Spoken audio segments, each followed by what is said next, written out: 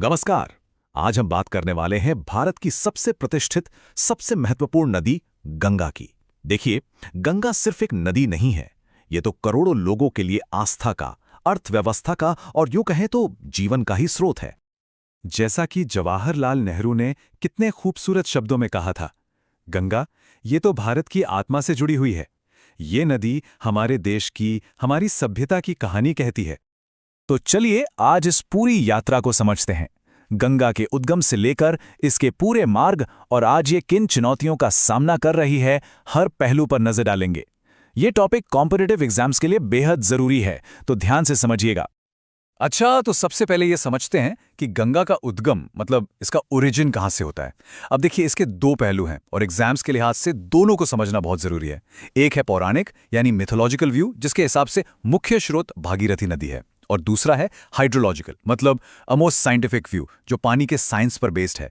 इसके हिसाब से अलकनंदा को सोर्स स्ट्रीम माना जाता है क्योंकि ये लंबी भी ज्यादा है और इसमें पानी का वॉल्यूम भी ज्यादा होता है। अब जो चीज इसे और भी इंटरेस्टिंग बनाती है वो है इन धाराओं का संगम, मतलब इनका कॉन्फ्लुएंस।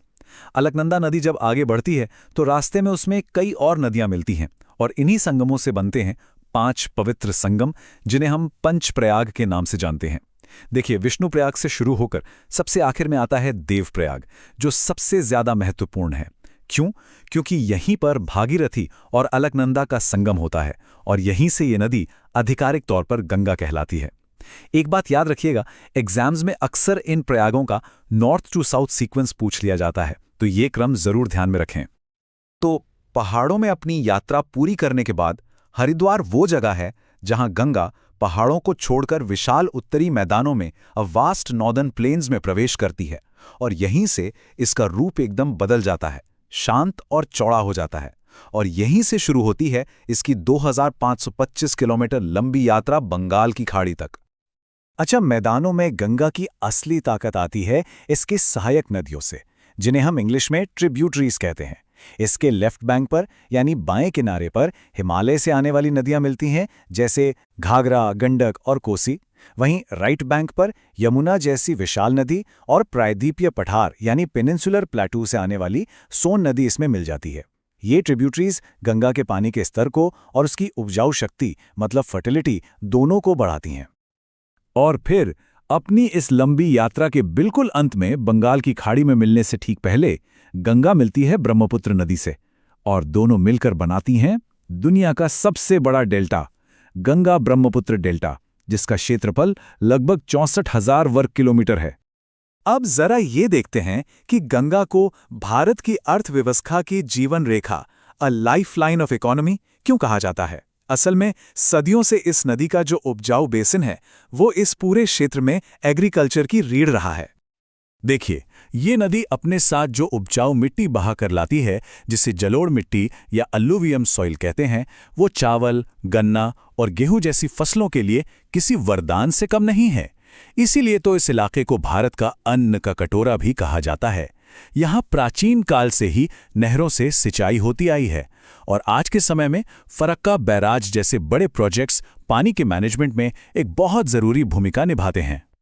तो अर्थव्यवस्था के अलावा गंगा का एक और बहुत गहरा पहलू है और वो है इसका आध्यात्मिक महत्व। गंगा सिर्फ एक पानी का स्रोत नहीं है, ये आस्था की नदी है। हिंदू धर्म में तो इसे एक जीवित देवी का दर्जा दिया गया है। गंगा के पृथ्वी पर आने की जो कहानी है उसे अवतरण कहते हैं, जिसका मतलब होता है डिसेंट या उतरना। पौराणिक कथाओं के अनुसार राजा भगीरथ ने कठोर तपस्या की थी, जिसे प्रसन्न होकर भगवान शिव ने शक्तिशाली गंगा को स्वर्ग से पृथ्वी पर आने दिया और उसके प्रचंड वेग को अपनी जटाओं में रोककर शांत किया था। और नदी की इसी शुद्ध करने की शक्ति में करोड़ों लोगों की आस्था बसी है। ये माना जाता है कि गंगा में एक डुबकी लगाने से खास तौर पर वाराणसी या हरिद्वार जैसे पवित्र तीर्थों पर इंसान के जीवन भर के पाप धुल जाते हैं। और ये देखिए, प्राचीन स्तोत्र गंगाष्टकम की ये पंक्तियां कितनी खूबसूरती से भक्तों की उस गहरी भावना को दिखाती हैं जो वो इस नदी के प्रति महसूस करते हैं। ये भक्ति की एक चरम सीमा है। लेकिन अब हमें एक बहुत कठोर सच्चाई का सामना करना होगा। यहाँ एक गहरा विरोधाभास है, जिसे हम इंग्लिश में पैराडॉक्स कहते हैं। मतलब एक तरफ तो हम गंगा को इतना पवित्र मानते हैं और दूसरी तरफ आज इसकी हालत बहुत खराब है। आज गंगा प्रदूषण की गंभीर चुनौतियों का सामना कर रही है। फैक्ट्रियों से निकलने वाला कचरा, शहरों का करोड़ों लीटर गंदा पानी और पूजा पाठ की सामग्री, इन सब ने मिलकर गंगा को दुनिया की सबसे प्रदूषित नदियों में से एक बना दिया है। और ये पोल्यूशन न सिर्फ इंसानों के स्वास्थ्य के लिए बल्कि नदी के पूरे इकोसिस्टम के लिए एक बहुत बड़ा खतरा बन चुका है। अब जरा इस स्लाइड पर नजर डालिए।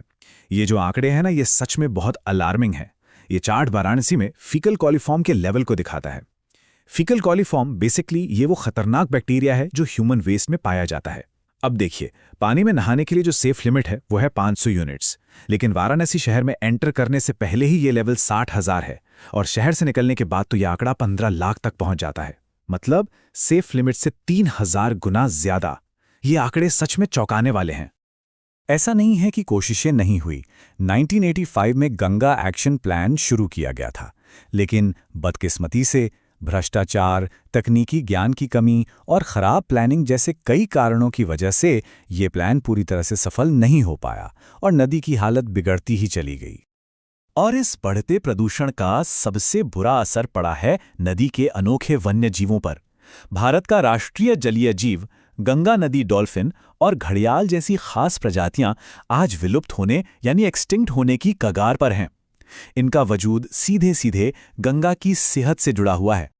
तो सवाल यही उठता है कि जो नदी लाखों लोगों के लिए जीवन रेखा है और करोड़ों के लिए देवी है, क्या उसे इस धीमी मौत से बचाया जा सकता है? ये एक ऐसा सवाल है जिस पर हम सबको सोचने की जरूरत है। मिलते हैं नेक्स्ट वीडियो में। तब तक के लिए पढ़ते रहिए, बढ़ते रहिए।